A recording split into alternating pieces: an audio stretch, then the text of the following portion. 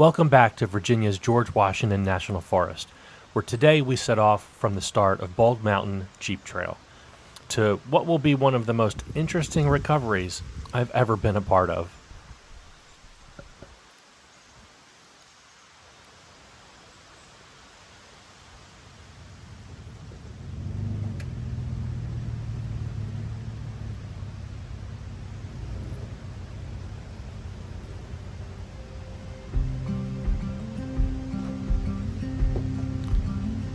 Yesterday's trip up Union Springs was great, so make sure to check out that video. I'll leave a link down below. This would be our first run of Bald Mountain, also known as Big Levels. Onyx Off-Road rates this trail a 4 out of 10, and that's mostly due to large sections of continuous loose rocks, though nothing all that large, and then a fair amount of mud and water that you should definitely be prepared with recovery options, as you'll see. You might think it obvious, but I'll also mention you should probably not bring a two-wheel drive sedan down this road. Just some solid advice in case you were thinking about it. At least there's a tree to hold it up still.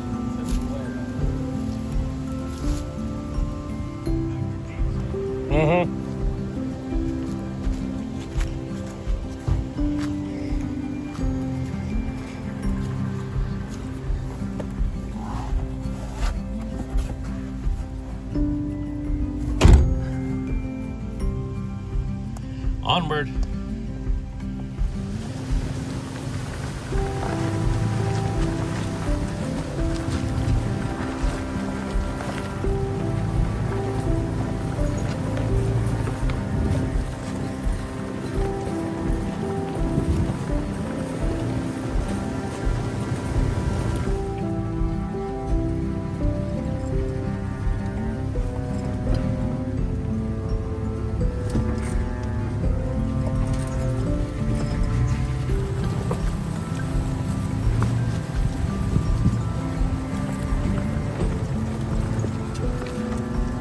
Now, while most of the trail was just a moderate rocky drive, there was an early optional rock shelf somewhere in the 20-inch range that was worth popping it into 4 low.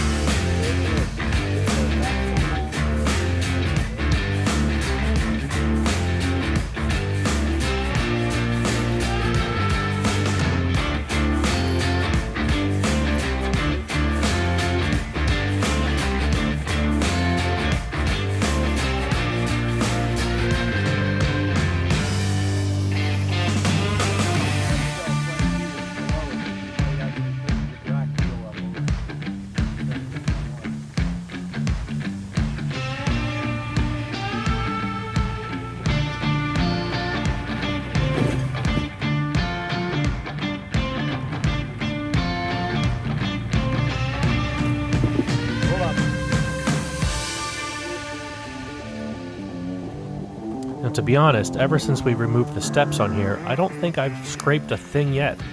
So I'm still learning really what my limits are. And every time I crawl over something like this, without even trying, it picks up my confidence in the FJ.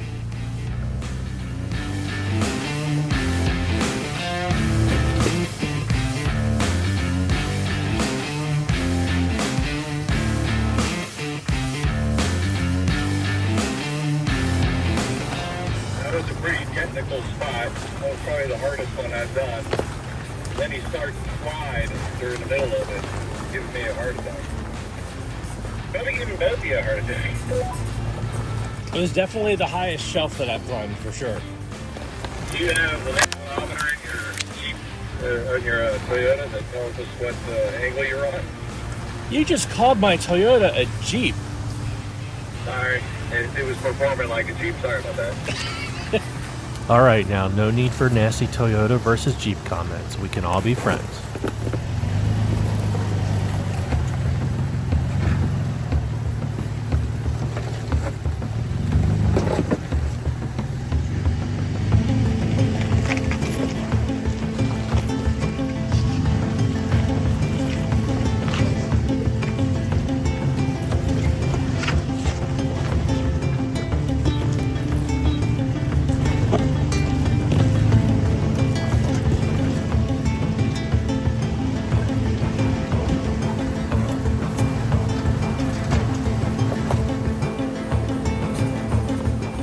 So as you can see, some sections were relatively slow going, just because of how rocky they were.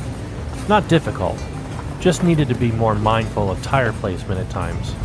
Also, don't consider tackling big levels if you don't want big pinstripes.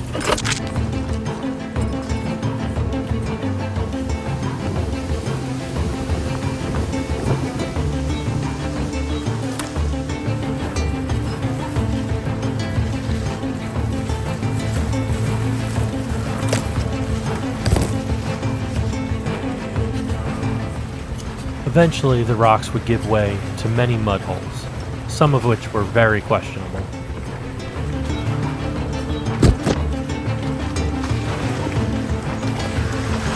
And about here is where the easy drive up the mountain became interesting. We came across some folks that waved us down saying we should turn around.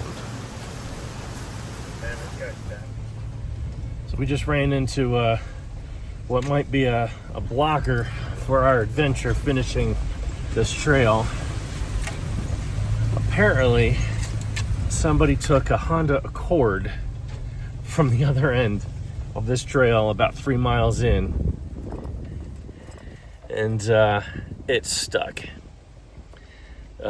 Obviously, in a puddle of water, water inside, and it's been there all night. So we've decided that we're going to continue on and see if maybe we can lend assistance, because apparently they've called for help, but it's not going to be able to get pulled out until Monday. Maybe the person's still there and we can lend a hand. Otherwise, I'm gonna have to turn around. See what happens. On a cord. So being 2 hours into our ride and about a third of the way through a 10-mile trail, we didn't like the idea of having to turn around in another 2 hours for a 4-hour return, but we have the recovery gear and we're ready to assist. With this being a tread cred trail, we may be really earning that patch today. And this could turn out to be a very long day.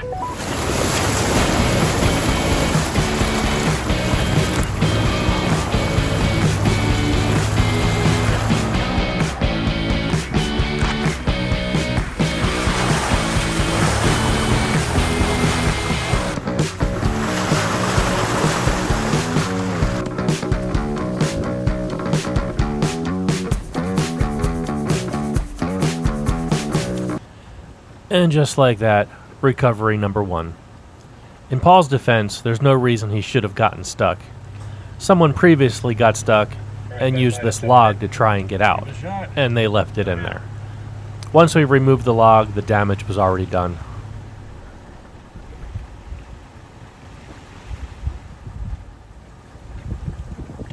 John, let me just get him with the kinetic rope. It'll take a moment. Okay, copy. I'll pull forward then. Yes, we could have winched him out, but when you're used to mud hole recoveries in the Pine Barrens of New Jersey, the kinetic rope is your friend. I started with a least effort tug and moved up from there. No need to put added strain on the vehicle if not needed. All right, ready?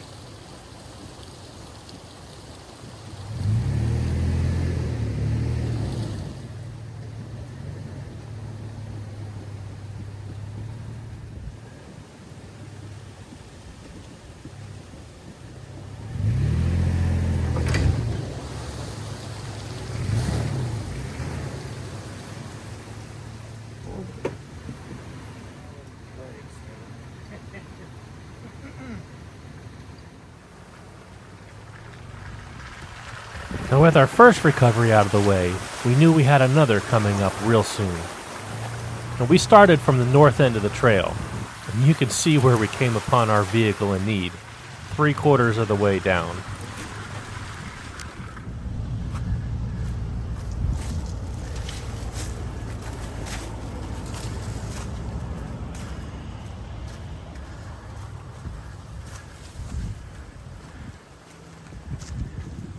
When we arrived, we could see why folks were saying to turn around. People had camped out overnight because they couldn't get through.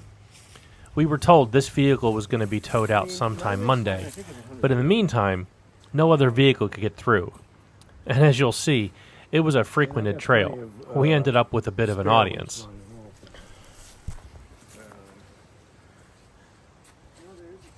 And the other option, I guess, would be just, since I'm number one there, just pulling it out. Taking stock of the situation, we decided to pull one of our vehicles into the water and run a winch line to the tree behind the car with a snatch block, and then pull the car backwards towards the tree, providing enough room to drive around the car. The car had a U-Haul hitch receiver installed, which, while not optimal, we felt was our best bet for a winch pull.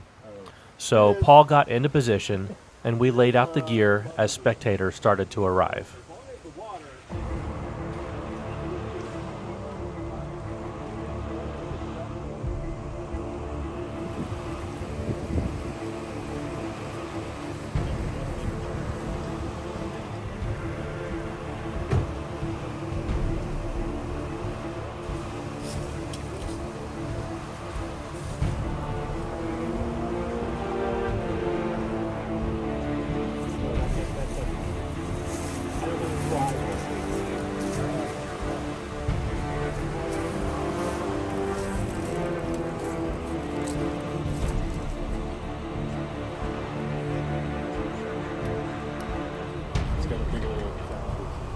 Shackle on the back of them. Yeah, that's what I was talking, just loop it through both.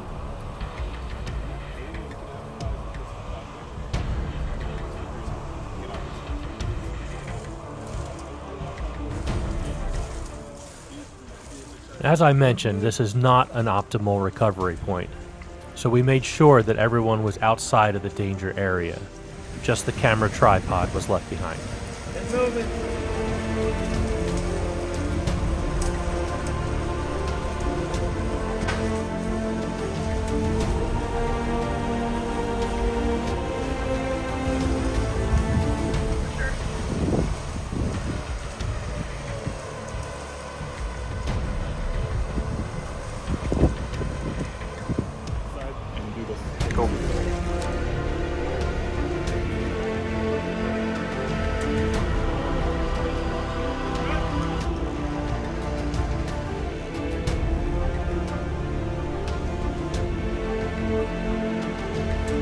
That should be enough for folks to get around. Well, as long as no more Accords come through, people should be fine. Right. There's a broke down Jeep down there. What happened? You're gonna have to ask the owner. He's not here. Legends walked here, my friend. Oh, hey, it's from yesterday. Hi, guys. Wow. Where's Chris, man? Where's the owner? I don't know, but if he was here, I'd buy him a beer. You guys are coming out. Go for it.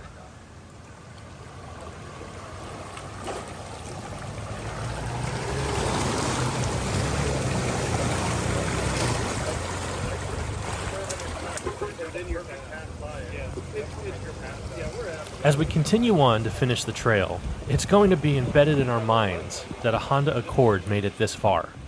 However, some of the folks there for the recovery did mention they were cleaning the trail of fender liner and other various parts on the way, so I would again not recommend a sedan should you choose to explore Bald Mountain.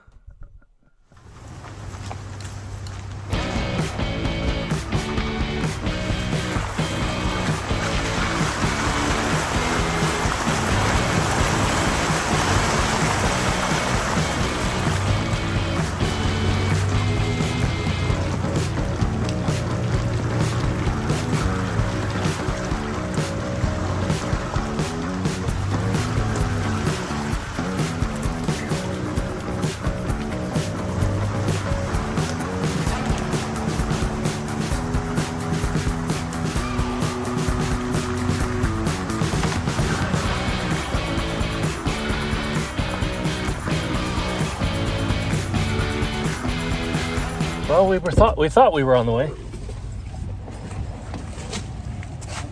if my mud tires will work. Stuck in the mud. Hopefully that my mud tires will be good.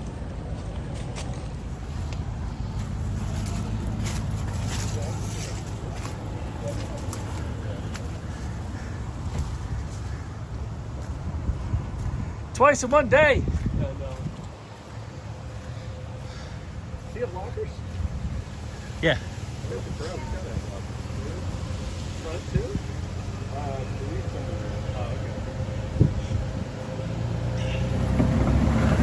There we go. Oh yeah, he's dragging diff. Look at that. No, it's his tire, his spare. Oh, Turn the lights on. More horsepower.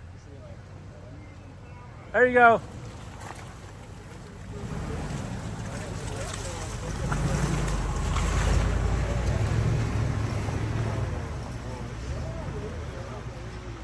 No problem. It was the lights.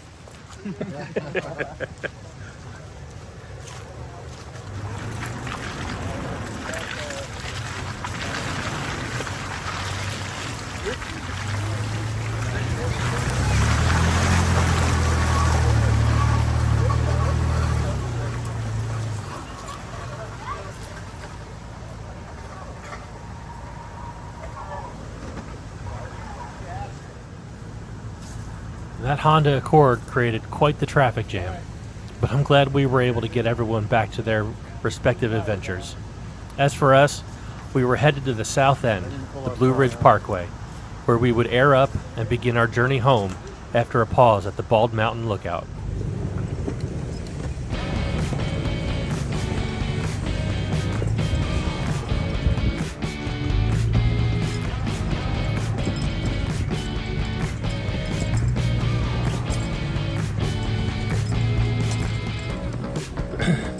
That Honda Accord came down here.